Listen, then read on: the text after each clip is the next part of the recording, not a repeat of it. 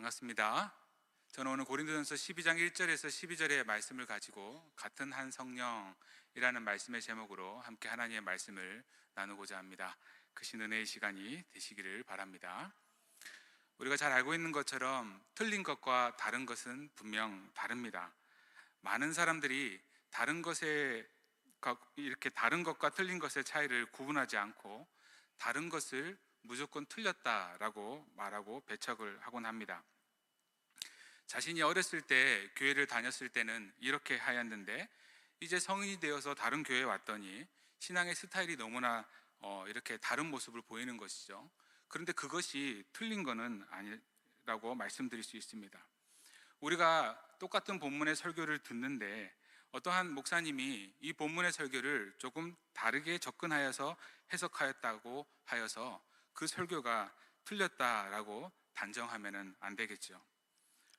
이처럼 참과 거짓을 분명하게 구분될 수 없는 것은 대부분 틀린 것이 아니라 다른 것일 가능성이 많습니다. 그렇기 때문에 우리가 참과 거짓을 분명하게 구분해낼 수 있는 것이 아니라면 우리는 조금 더 배려하는 모습이 필요한 것이죠. 종교의 타락을 보면 신앙의 교만에서부터 시작을 합니다. 이런 얘기를 누가 하시더라고요. 불교가 타락의 극치에 이렇게 다다랐을 때 한 현상 중에 하나가 스님들이 서로 자신이 깨달은 도가 더 높다라고 경쟁을 하였다라고 합니다. 내가 깨달은 것이 더 깊고 더 넓다, 네가 깨달은 것은 더 얕다라고 하는 것이죠. 그런데 이러한 주장들이요 불교계 안에서는 통용될지는 모르겠습니다. 그런데 이 이야기를 듣는 우리 성도님들 어떻습니까? 너무 웃기지 않습니까?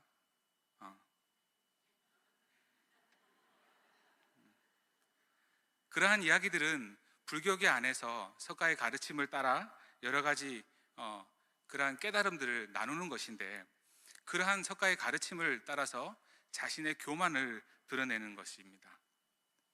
그리스도인의 위기는 무엇일까요? 영적 교만에 비례를 합니다. 우리 자신이 영적으로 크다라고 하는 사람, 내가 가지고 있는 영적 은사가 가장 큰 은사다라고 말하는 것은 영적 교만에 빠져 있는 것이죠. 잠언 16장 18절의 말씀처럼요, 교만은 패망의 선봉입니다. 거만한 마음은 넘어짐의 앞잡이죠. 영적으로 교만해지니까 하나님의 말씀을 통해서 우리 자신을 더욱더 부인해야 되는데, 부인하는 것이 아니라 하나님의 말씀을 통하여서 우리 자기 자신을 더욱더 드러내는 도구로 사용한다라는 것입니다. 영적 교만은 패망의 앞잡이가 될 수밖에 없습니다.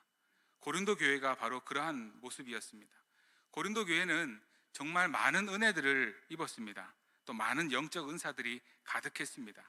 그런데 그렇게 하나님께서 축복을 많이 해주셨음에도 불구하고 그들 사이에서 누가 더 큰지에 대한 다툼이 일어났다는 것이죠. 그러한 다툼을 스스로 해결하지 못하여 바울에게 편지를 보냈고, 바울이 이에 대해서 답을 하고 있습니다. 1절입니다. 형제들아, 신령한 것들에 대하여 나는 너희가 알지 못하기를 원하지 아니하노니. 바울은 알지 못하기를 원하지 아니하노니 라고 말하며 지금 강조를 하고 있습니다. 무엇입니까? 너희들 반드시 알아야 된다라는 것이죠. 무엇에 대해서요? 신령한 것들에 대해서 그렇죠. 여기서 말한 이 신령한 것들은 전체 맥락에서 살펴봤듯이 성령의 은사입니다. 이 성령의 은사에 대해서 내가 이제 설명을 할 것인데 너희는 반드시 알았으면 좋겠다라는 것이죠. 그리고 2절에서요 고린도 교회 구성원에 대해서 알 수 있습니다. 2절의 말씀을 보게 되면요, 오늘 지금 자막에 보시는 말씀처럼요, 너희가 이방인으로 있을 때라고 합니다. 교회 안에는 회심한 유대인들뿐만 아니라 회심한 헬라인도 있었습니다. 그런데 여기서 너희가 이방인으로 있을 때라고, 모두가 다 이방인이었다라고 지금 과거형으로 말하고 있습니다. 이것은 혈통적으로 유대인이냐 아니냐를 따라서 이방인이냐 유대인이냐 구분했다라는 것이 아니죠. 그리스도인이라면 그리스도 안에서 하나님의 자녀냐 아니냐에 따라서 이것이 이방인으로 구분되고 그렇지 않는 것으로 이렇게 구분된다라고 말하고 있습니다. 너희가 지금 비록 너희들이 고린도 사람으로 헬라 사람으로 혈통적으로는 이방인이라 할지라도 지금은 그리스도 안에서 한 형제고 자매가 되고 또 하나님의 자녀가 되었기 때문에 너희들은 모두가 다 이방인이 아니다라는 것입니다. 우리의 모습을 봐도 그렇지 않습니까? 우리 역시 하나님의 자녀가 되었기 때문에 믿음 안에서 이제는 더 이상 이방인이 아닙니다. 그렇기 때문에 우리는 우리 자신을 돌아보면서 내가 하나님의 백성답게 삶을 살아가고 있는가, 아니면 하나님의 나라에 관해서는 여전히 상관없는 이방인으로 삶을 살아가고 있는지를 우리는 끊임없이 되돌아봐야 될 줄 믿습니다. 그들은 이방인이었을 때, 하나님을 모르고 삶을 살아왔을 때는 모두가 다 그랬듯이 신전에 가서 우상을 섬겼습니다. 근데 방금 살펴봤던 2절의 말씀처럼요, 그들이 섬긴 우상을 뭐라고 표현하는 거 아니에요? 말 못하는 우상이다 라고 규정을 하고 있습니다. 여기서 말하지 못한다라는 것은 무엇이겠습니까? 결국 듣지도 못한다는 것이죠. 그냥 하나의 목석일 뿐인 것이죠. 하나의 쇠붙이에 지나지 않는다라는 것입니다. 그런 우상들을 너희가 이방인이었을 때 섬기고 있었고, 그러한 우상이 끄는 대로 너희가 삶을 살아갔다라는 것입니다. 신전에 가서 제사를 드리고 먹고 마시고 우상 앞에서 춤을 추며 열광했던 사람들 아니겠습니까? 그 우상이 마치 복을 주는 것처럼 그러한 우상 앞에서 더욱더 경쟁하듯이 열광적인 모습을 보였던 자들입니다. 더 크게 소리를 질렀고요, 더 크게 춤을 췄고요, 더 비싼 재물을 마음껏 바쳤을 것입니다. 근데 그 모든 것들은 분명 말하지도 못하고 듣지도 못하는 그러한 우상들이었다라고 말하고 있습니다. 그러한 우상들에 너희가 분위기에 끌려서 그렇게 삶을 살아갔다라고 말을 하고 있습니다. 바울이 성령의 은사, 이 신령한 것들에 대해서 이야기하면서 왜 말 못하는 우상에게 끌려다니는 지난날의 삶을 지금 이렇게 이야기하고 있는 것일까요? 너희가 지금 성령의 은사를 받았다면 성령의 관점으로 모든 것을 해석해야 되는데 왜 그렇지 않고 있기 때문에 지금 이 말을 하고 있는 것입니다. 성령의 은사를 받았다면 그 성령을 주신 그 성령님의 은사를 어떻게 사용해야 하는지에 대한 고민을 해야 된다는 것이죠. 내가 지금 성령의 은사를 받은 사람으로서 내가 지금 어떻게 살아가야 될까, 지난날의 삶을 버리고 어떻게 삶을 살아가야 될지에 대한 고민이 없다라는 것을 지금 지적하고 있습니다. 지난날 우상에게 끌려 열광했듯이 열광적인 신비주의에 빠져서 서로 네가 더 크니 내가 더 크니 경쟁하는 그러한 모습들은 지금 너희가 그리스도를 주로 모시고 있는 그리스도인으로서의 삶을 살아가고 있음에도 불구하고 지난날의 삶과 똑같다라는 것입니다. 성령의 은사를 잘못 이해하고 변화되지 않는 그들의 실체를 깨워주기 위해서 바울이 지금 이 말을 하고 있는 것입니다. 우리 3절 말씀 우리 다 같이 한번 읽어보겠습니다. 시작. 그러므로 내가 너에게 알리노니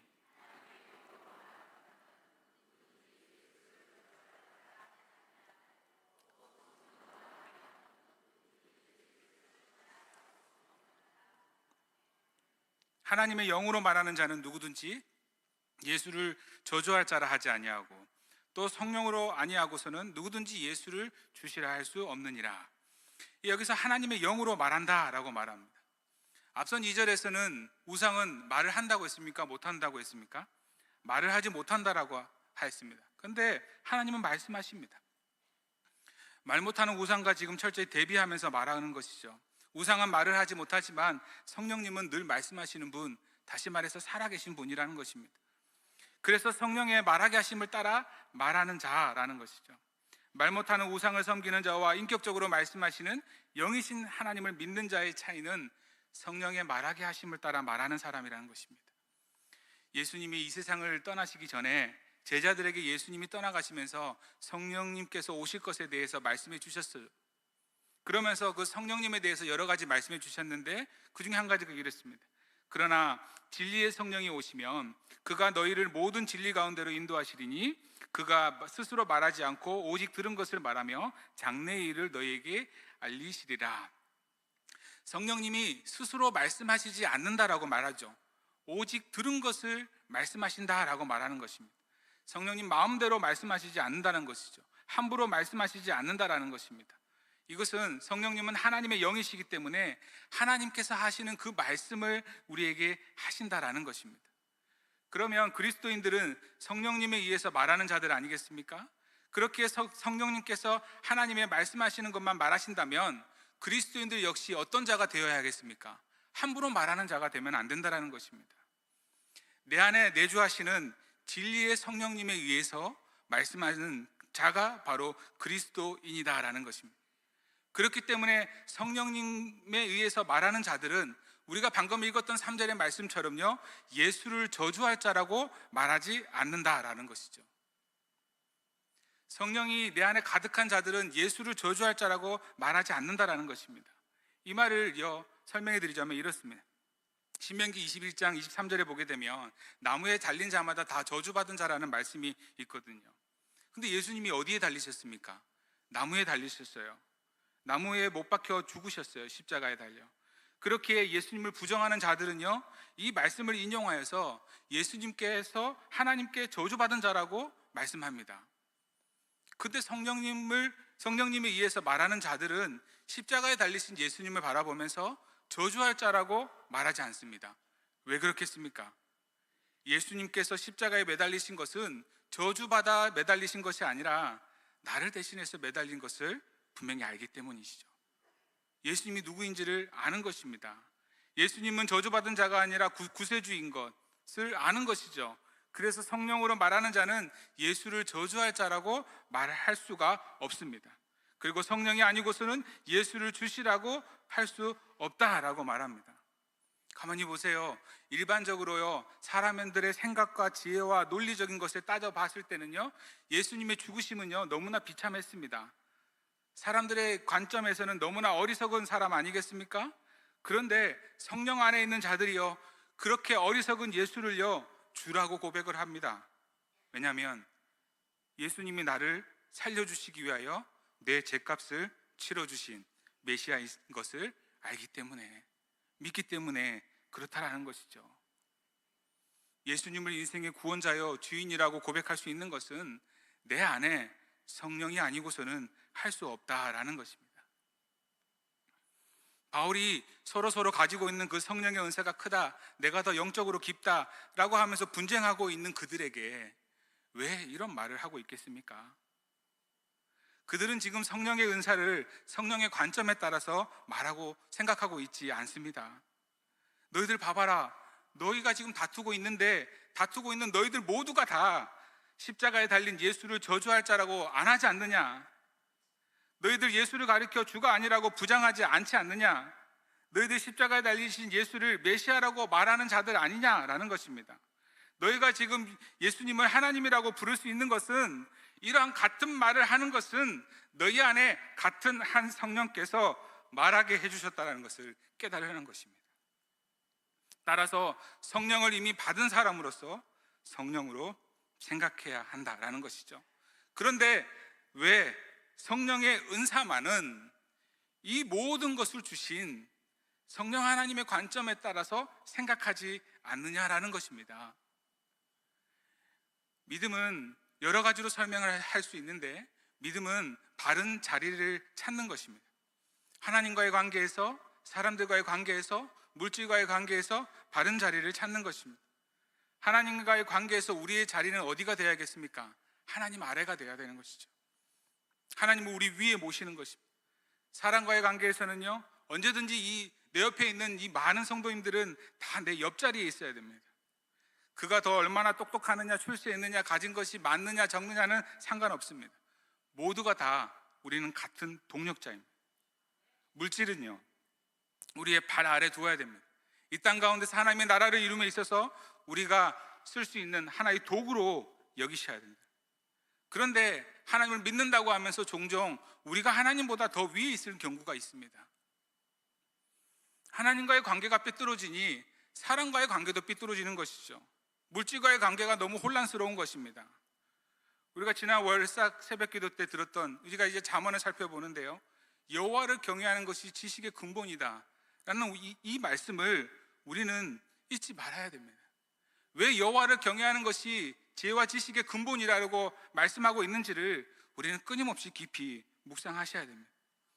바울은 지금 어떻게 보면 고린도 교회 성도님들이 그 성령 위에 앉아서 있는 고린도 교회 성도들의 교만을 지금 지적을 하고 있습니다. 교만을 지적한 바울은 은사에 대해서 얘기를 하는데요. 4절에 보면 은사라는 말이 나오죠. 카리스마, 선물입니다. 선물. 은사라고 해서 이렇게 말하는 것은 은혜 은자의 베풀사, 임금이 신하에게 베풀어 주신 선물이 바로 은사이죠. 그러니까 4절에서 말하는 은사는 말 그대로 누가 우리에게 베풀어 주신 선물입니까? 하나님이 우리에게 베풀어 주신 선물이라는 것이죠. 임금이 신하에게 선물을 베풀어 주는데 임금이 왜 나에게 이런 선물을 줍니까? 라고 임금에게 우리가 이렇게 말할 수 있습니까? 불평할 수 있습니까? 그 선물의 결정은 누가 하는 것입니까? 임금이 하는 것입니다.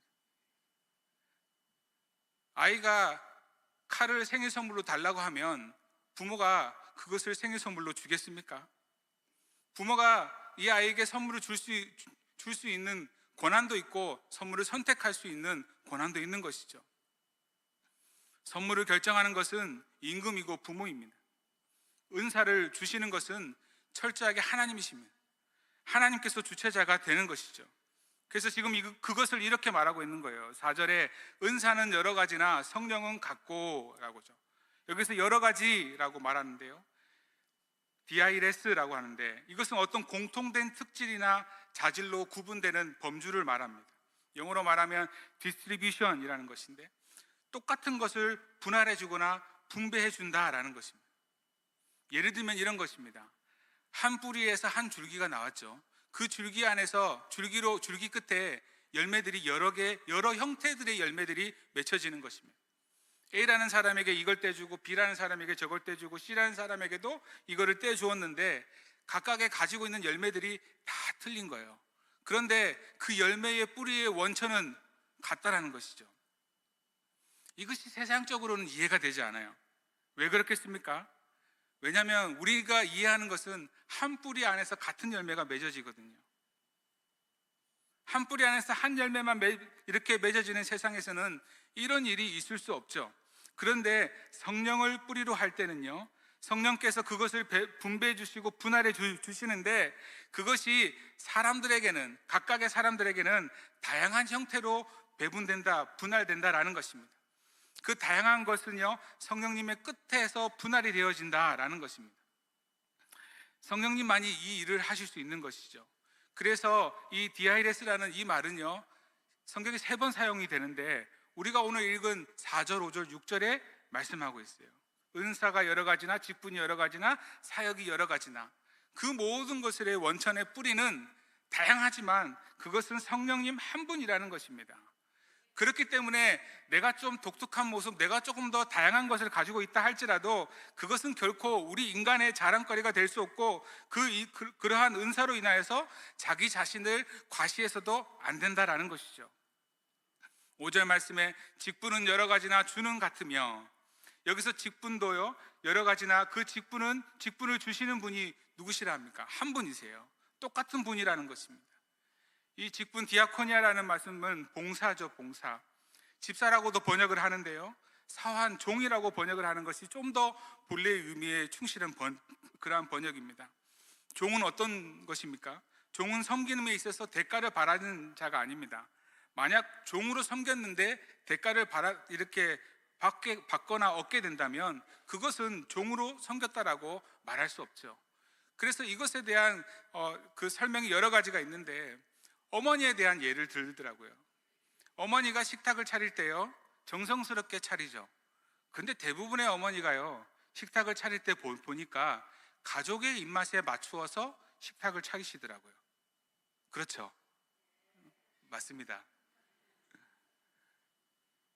우리 아버지가 우리 아들들이 좋아하는 것을 생각하면서 식탁을 맞추어 준비를 합니다. 그리고 그것을 다 준비했는데도요 먼저 먹지 않아요. 네 아버지 언제 들어오는지 연락해 봐라. 기다려요. 가족이 올 때까지 기다립니다. 어떻게 보면 일평생 그 일을 하는데 돈을 요구하지 않습니다. 봉사하는 것이죠. 주께서 우리에게 어떤 직분을 맡기시고 어떤 일을 맡기시든지 간에 그와 같은 봉사자로 부르셨음을 믿으시길 바랍니다. 나 자신이 아니라 함께 사는 사람들을 위해 봉사하되 결단코 나의 것을 요구하지 않습니다. 봉사를 주신 분은 바로 주님이시고 그 주님을 위해 봉사를 하기 때문인 것이죠. 그렇기 때문에 내가 더 큰 봉사를 한다, 내가 더 많이 섬긴다라고 해서 내가 저 사람보다 더 크다, 더 높다라고 말할 수가 없는 것입니다. 내가 하는 봉사가 다른 사람보다 어떻게 보면 더 중요하다고 여겨져서 내가 다른 사람보다 더 크다라고 말할 수 없습니다. 고린도 교회 성도들은 그러한 모습을 보였지만 바울은 그럴 수 없다라고 말해요. 6절에 보면 사역은 여러 가지나 모든 사람 가운데서 이루시는 하나님은 어떻다고 합니까? 같으니라고 합니다. 사역의 형태는 여러 가지죠. 여러 가지 형태의 사역이 있습니다. 목사로서, 선교사로서 사역도 할 수 있고요. 어떤 분은 하나의 기업을 운영하면서 사역을 할 수도 있고요. 동네에 한 자그마한 가게를 가지고 사역을 할 수도 있습니다. 내가 거해 있는 그곳을 선교지 삼아 사역을 할 수 있습니다. 그 사역의 모양들은 다 다릅니다. 근데 그 사역을 통해서 모든 일을 이루시는 분은 누구십니까? 하나님이십니다. 그러므로 어떤 사역을 이루든지 나의 사역의 열매가 어떤 열매를 맺든지 그것의 자랑의 근거는 우리의 교만의 동기가 결코 될 수 없다라는 것입니다. 제가 사역을 잘해가지고 막 은혜가 넘친다고 해서요, 제 속 안에서, 제 마음속에서 내가 좀 잘생겨서 그래, 내가 좀 잘해서 그래 라고 생각하면 저는 금방 교만에 빠져 넘어지게 되겠죠. 그러면 심각한 문제가 생길 것입니다. 사역을 행하시는 분은 주님이시고 저는 그저 무익한 종일 뿐입니다. 내가 행한 모든 것들은 우리 하나님께서 다 아시는 거예요. 다 아시는 거예요. 고넬료의 경건한 모습, 구제와 섬김에 구제하고 기도하는 그 모습을 하나님께서 다 아신다라고 말하고 있지 않습니까? 이러한 모습으로 삶을 살아가는 자가 바로 성령 충만한 자가 됩니다. 이러한 모습으로 성령 충만하게 살아가는 자가 봉사를 하고도 서로 크다고 다투는 그러한 어리석음을 범하지 않습니다. 7절에 보면 각 사람이 성령을 나타나게 하심은 유익하게 하려 하심이라. 성령님께서 이처럼 각 사람에게 은사를 선물로 주신 것은 무엇을 위함입니까? 유익하게 하시기 위함이라고 말하고 있습니다. 그러니까 성령의 충만함은 우리 개인의 유익이기도 하겠지만 우리 모두의 유익이 되어야 한다는 것입니다. 근데 이것이 문제가 되는 것은 나의 유익으로만 삼는 것, 그것 때문에 유익이 된다는 것이죠. 성령 하나님께서는 내가 아니라 우리 모두에게 유익하기 위하여서 그러한 은사를 주셨다라는 것입니다. 누군가는 그러한 은사를 주어서 우리 모두의 유익을 하게 해야 한다는 것입니다. 그런데 그렇지 못한 사람을 보고 불만하고 불평을, 그리고 높은 자리에 앉아서 판단하는 말들을 하면 안 되신다는 것이죠. 이 자리에 한 500명쯤 앉아 있으면 형광등이 500개일 필요가 있습니까? 500개일 수가 없죠. 지금 대충 살려봐도 그 정도 안 됩니다. 하나님께서는 필요할 사람에게 필요한 은사를 주셔서 우리 모두의 유익, 이렇게 밝은 곳에서 예배를 드릴 수 있도록 우리 모두의 유익을 위해서 그토록 은사를 쓸 수 있도록 선물로 주셨다라는 것이죠. 내가 얼마나 성령이 충만한지를 점검해 볼 수 있습니다. 우리 모두가 얼마나 유익한지, 우리 공동체에 얼마나 유익한 삶을 살아가고 있는지, 나의 말이 우리 공동체 안에 얼마나 유익한지, 나의 행동이 얼마나 유익한지, 나의 행동이 얼마나 그런지 우리가 살펴보는 것입니다. 내가 우리 공동체 안에, 나의 가족 안에, 나의 어떤 모임 안에 여전히 해를 끼치고 있다면 우리는 더욱더 성령 충만한 삶을 추구하셔야 합니다. 8절부터는요, 은사의 종류에 대해서 말씀을 하고 있습니다. 어떤 사람에게는 성령으로 말미암아 지혜의 말씀을, 어떤 사람에게는 같은 성령을 따라 지식의 말씀을. 여기 지혜의 말씀은 하나님의 말씀을 깨닫는 것을 말하죠. 똑같이 하나님의 말씀을 읽는데 감춰진 하나님의 말씀을 조금 더 은사가 있으신 분들은 더 깊이 이해하고 깨닫는 사람이 있습니다. 그런데 그 반면에 그렇지 못하는 사람들도 있죠.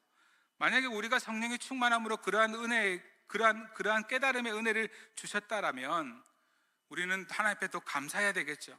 지식의 말씀이라는 것은요, 깨닫는 말씀을 내 삶에 적용하고 다른 사람들에게 그 지식의 말씀들을, 지혜의 말씀들을 잘 설명해 내는 것입니다. 말씀을 읽을 때는 내가 정말 은혜를 받았고 정말 깊이 깨달았는데 삶의 현장에 보면 잘 생각나지 않는다는 것입니다. 그러니 지식의 말씀의 은사를 가진 자들은 그 깨달음의 말씀들을 삶에 잘 적용해 나가는 것입니다. 삶의 수많은 결정을 해야 되는데 여러분 어떻습니까? 그 결정을 하는 가운데서 여러분 정말 하나님의 말씀과 상관이 있는 결정을 하고 계십니까? 아니면 그냥 인간적인 결정을 하고 계십니까? 하나님의 말씀을 깨달았는데 하나님의 말씀을 전해주려고 하니 설명이 잘 되지 않아요. 나의 삶으로 그것을 풀어내야 되는데 내 삶에 적용할 수 있는 능력이 없어요. 그런데 하나님께서 그들에게 그러한 은혜를 주셔서 다른 사람들에게 그 하나님을 설명해 낼 수 있는 모습으로 삶을 살아간다라는 것입니다. 9절 말씀을 보면 다른 사람에게는 같은 성령으로 믿음을, 어떤 사람에게는 한 성령으로 병 고치는 은사를, 같은 성령으로 믿음을, 우리 시점에서 우리 삶에서요 어느 시점에 딱 되돌아보면 믿음이 선물이라고 고백할 수밖에 없는 그런 날이 분명히 있습니다. 우리가 곰곰이 생각해 보면 정말 뜨거울 때 있지 않습니까? 그 뜨거울 때 여러분 어떻게 하셨습니까? 하나님 앞에 하나님 나에게 더 큰 믿음을 주시옵소서, 하나님 나를 더욱더 사랑해 달라고 열심히 우리는 기도하면서 바쁜 일상들을 열심히 보내왔습니다. 하나님의 말씀을 읽고 듣고 깨닫고 하나님 말씀 앞에 씨름했던 여러 가지 시간들이 있었습니다. 근데 그때는 내가 정말 원해서 그랬던 것 같은데, 그런 나의 마음이 정말 갈급해서 그런 것 같은데, 지난날 나의 삶을 되돌아보니까 그렇게 기도하게 하신 것도 하나님이셨더라고요. 삶을 되돌아보면 그때 그 말씀을 그렇게 갈망하였던 그 마음조차도 내가 깨달은 것이 아니라 하나님께서 깨닫게 해주셨다는 것을 우리는 고백할 수밖에 없습니다. 저 역시도 그렇습니다. 저 역시 믿음을 위해서 이것 달라 저것 달라 많은 기도를 했죠. 이것 달라 저것 달라 고백했던 그 기도의 한 문장 한 문장들이요 지금도 기억되는 문장들이 있어요. 그런데 지금 와서 생각을 해보면 그때의 그 문장을 그 당시 나의 지혜와 지식과 깨달음으로 내가 할 수 있는 말들이 아니었습니다. 그때 그 시점으로 되돌아가 보면 나의 지혜와 나의 경험으로는 그러한 기도를 하나님 앞에 올려드릴 수가 없었어요. 그런데 그런 기도를 하게 하셨다는 것은 하나님께서 저를 통해 이루고자 하시는 일들을 저의 입술을 통해서 미리 말하게 하셨다는 사실입니다. 그래서 우리가 더 큰 믿음을 사모하면 사모할수록 되돌아보면서 하나님께서 이 모든 것이 하나님의 은사였음을, 선물이었음을 우리는 깨달을 수밖에 없다는 것이죠. 성령으로 믿음을 가지게 하셨다는 것입니다. 내가 가진 것이 아니라. 병 고치는 은사는 어떻습니까? 단순한 육체의 질병뿐만 아니라 우리의 영적인 치유까지도 하나님께서 해결할 수 있는 은사들을 누군가에게는 주셨다라는 것이죠. 우리 10절 말씀 같이 한번 읽어보겠습니다. 시작. 어떤 사람에게는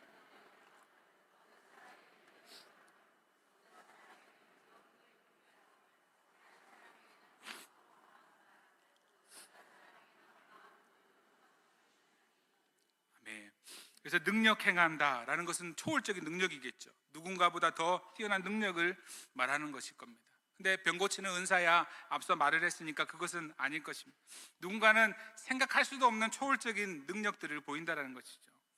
그리고 예언은요, 여기서 예언이라는 것은 미리 예자라기보다는 맡길 예자라고 보셔야 합니다. 족집게 점쟁이처럼 내가 앞으로 무슨 일이 있을 것이라고 말하는 것이라 생각하시면 안 됩니다. 내가 말씀을 맡아서 말씀을 세상적으로 해석해내는 것입니다. 사랑하는 성도님께서 하나님의 마음의 중심에 모시고 삶을 살아가는 것 보니 지금은 참 힘들고 어렵고 고통스럽겠지만 하나님께서는 분명 성도님의 삶을 책임져 주실 것입니다 라고 말하는 것이죠. 말씀으로 과거를 해석하고 말씀으로 현재를 측량하고 말씀으로 미래를 내다보는 것, 그것이 바로 예언의 은사인 것입니다. 영분별함은요, 어떤 사람이 이야기를 하였는데 그것이 성령에 의해서 말을 하는 것인지 아니면 악한 영에 사로잡혀서 말하는 것인지를 분별하는 은사를 말한 것입니다.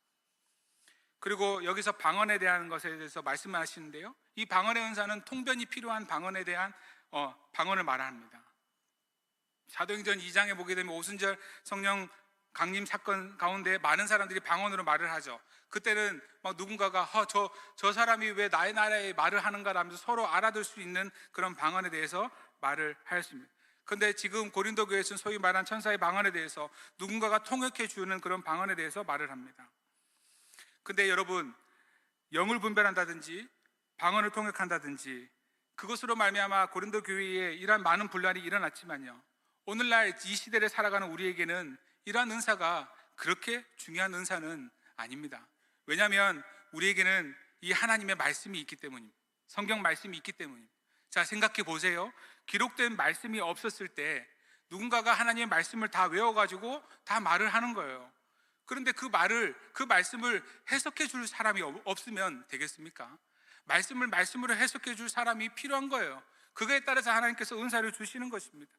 성경이 다 완성된 성경이 없었기 때문에 누군가가 예수님에 대해서 말을 하는데 그것이 정말 성령님에 의해서 말을 하는 것인지 아니면 거짓된 영에 의해서 말을 하는 것인지 분별하는 사람이 필요한 것이죠. 성경이 없었기 때문에 하나님께서 지금 말하는 어떠한 계시가 누군가가 내려준다고 하는 방언 이야기를 할 때에 그것을 통변해 주는 사람이 있어야 했기 때문에 그 은사가 있었던 것입니다. 오늘날은 하나님이 우리에게 주신 성경이 있죠. 근데 아직 성경이 없는 오지에 들어가신 그 선교사님들의 이야기를 들어보면 은사도 없었는데 그 선교사님을 통해 기도하였더니 병이 낫게 되었다라는 이야기를 듣지 않습니까? 오늘날은 하나님께서 의학이라는 또 선물을 우리에게 이렇게 주셨어요. 많은 의사들을 통해 병 고치는 선물 또한 우리에게 주셨죠. 내가 그리스도인 의사로서 신앙을 가진 자로서 병을 낫게 해줄 때 하나님께서 주신 은사로 그 사람을 치유하는 것입니다. 11절 말씀 같이 한번 읽어볼까요? 시작. 이 모든 일은 같은 한 성령이 행하사 그의 뜻대로 각 사람에게 나누어 주시는 것이니라.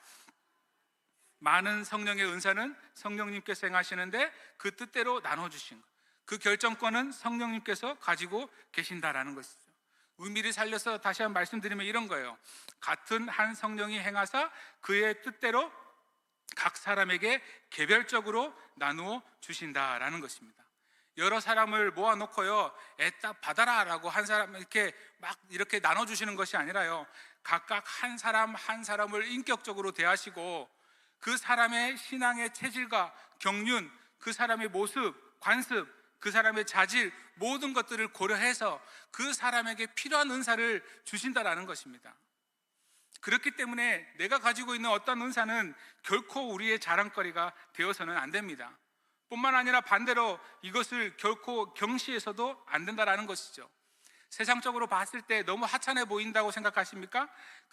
그렇지만 그것은 하나님의 뜻을 이루어가는데, 하나님의 모든 것을 이루어가는 데 있어서 필요한 것이죠. 그래서 그 일을 이루시기 위해서 하나님께서 우리 인생들에게 주신 귀한 은사라는 것을 우리는 기억하셔야 됩니다.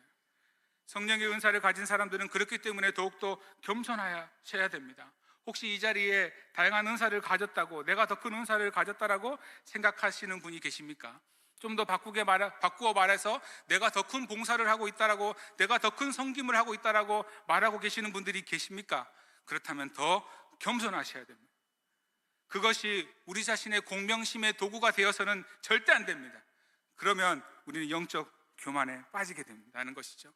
마음에 새겨야 할 것은 성령의 은사는 우리 공동체의 유익을 위함입니다. 내가 더 말씀의 은혜를 더 많이 깨닫는 은사가 있다면 그것은 혼자 즐거워하기 위한 것이 아닙니다. 우리 모두에게 말씀의 은혜를 부어주는 그 통로가 되어야 된다는 것이죠. 우리 공동체의 유익은 남에게 해를 끼치지 않는 것을 넘어서야 됩니다. 이타적인 삶을 살아가야 됩니다. 타인에게 유익을 줄 수 있는 부분들을 끊임없이 생각을 해야 됩니다. 내가 다른 것은 못하지만 사람들을 보면 잘 웃어줄 수 있어. 내가 다른 것은 못하지만 내가 사람들을 만나면 따뜻하게 손은 잡아줄 수 있어. 내가 다른 것은 못하지만 다른 사람이 교회에 오면 새가족 같은 분들이 보이면 내가 잘 영접할 수 있어 라고 하면 그것을 열심을 다해 하나님께서 주신 은사라 생각하고 열심을 다해 그렇게 살아가는 것입니다. 여러분, 곰곰이 한번 자기 자신을 되돌아보시기 바랍니다. 우리는요, 누군가에게 유익하게 해줄 만한 것들이 분명히 있습니다. 그것이 하나님께서 우리에게 주신 은사임을 믿으시기 바랍니다. 성령께서 우리에게 주신 은사 선물은요, 쓰면 쓸수록 어떻게 되는지 아십니까? 더 커집니다. 세상에서 받은 선물은요, 쓰면 쓸수록 다 쪼그라집니다. 다 사라져버리고 없어집니다. 왜냐하면 성령님께서는요, 성령 충만한 우리의 삶의 모습을 통해 역사하시고 성령님께서 주신 그 성령의 은사들을 더욱더 키워가시기 때문인 것이죠.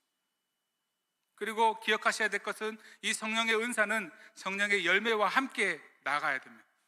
성령의 은사와 성령의 열매의 차이는 그러면 무엇입니까? 그것은 바로 인격의 변화입니다. 여러분, 인격이 변화되지 않고 성령의 은사를 사용할 수 있습니다. 인격이 변화되지 않고도요, 교회를 열심히 섬길 수도 있어요. 그런데 성령의 열매와 함께 맺지 않는 그러한 성령의 은사들은요, 남에게 흉기가 될 때가 있습니다. 나의 열심이, 나의 섬김이 무기가 된다는 것이죠.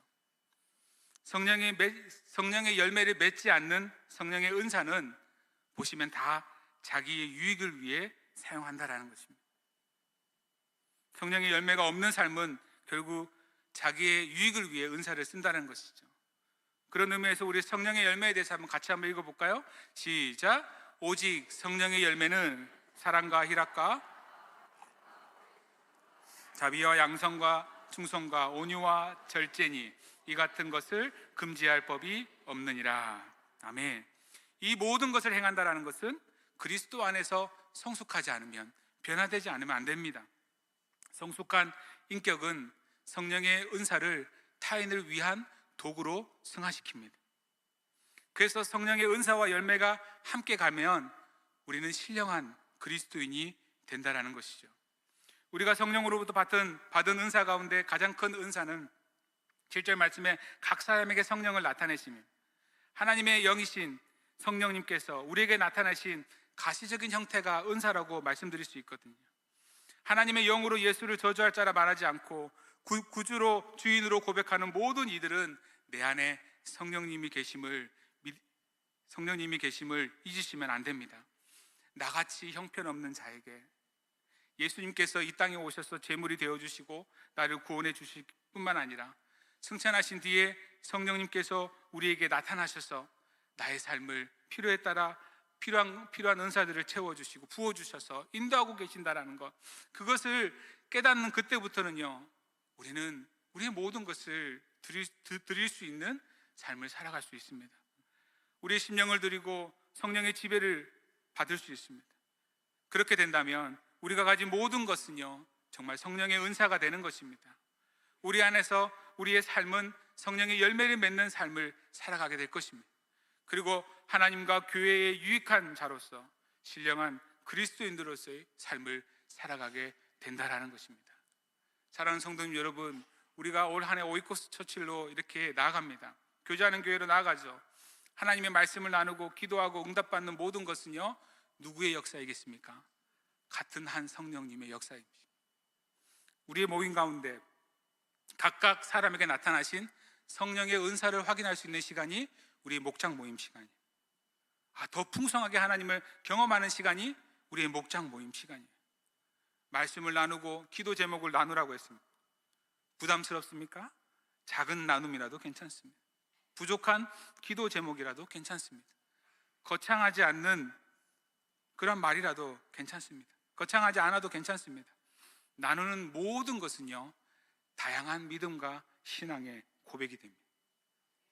그것이 다른 고백이지 틀린 고백은 아니라는 말입니다. 우리의 교제를 통해 우리는 하나님께서 이 모양으로도 역사하시는구나, 우리의 나눔을 통해 하나님께서는 저 모양으로도 하나님께서 역사하고 계시다는 것을 경험하게 될 것입니다. 우리의 목장 모임을 통해 부족한 우리의 인격이 더 다듬어질 것입니다. 연약한 우리의 삶이 더욱더 강해질 것입니다. 우리가 같은 한 성령, 같은 뿌리에서 나왔다는 사실을 우리는 더욱더 확인하게 될 것입니다. 그래서 우리는 더욱더 하나가 되고 더욱더 단단한 그리스도인들이 될 것입니다. 이 모든 것들을 올 한 해 우리가 이루겠다라고 생각해 보니 여러분 어떻습니까? 흥분되지 않습니까? 이러실 줄 알았는데 흥분되지 않습니까?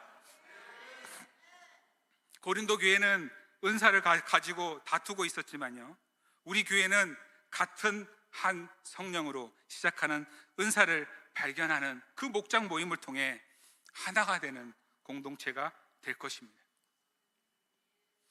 한국 색채학회에서 출판한 색색까지 세상이라는 책에 보면 빛의 삼원색과 그리고 물감의 삼원색을 비교하는 내용이 있습니다. 신기하게도요, 빛은 색을 혼합하면 혼합할수록 흰색으로 변하게 됩니다. 빛의 삼원색은 흰색이라는 것이죠. 그러나 물감의 삼원색은요, 우리가 알고 있는 것처럼 검정색입니다. 세상의 여러 가지 색깔들은 섞이면 섞일수록 혼탁해지지만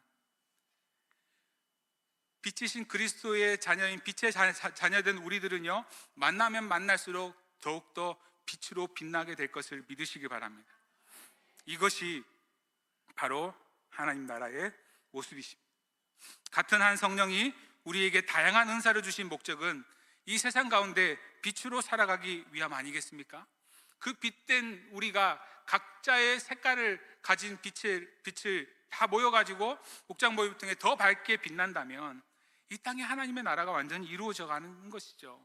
각 사람에게 성령의 나타나심으로 서로 다른 삶의 모양을 가지고 있다 할지라도 여러분 말씀드렸던 것처럼 같은 한 성령님의 역사인 것입니다. 그 일들을 통해 동일하게 하나님의 뜻도 이루어집니다. 올 한 해 우리가 만들어가는 오이코스 처칠, 교제하는 이 목장 안에서 이 모든 것들을 확인하게 될 것이라 믿습니다. 이러한 깨달음과 축복이 가득하여서 완전한 공동체로 하나님의 나라를 이루어 갈 수 있는 우리 모두가 되기를 주님의 이름으로 축원합니다.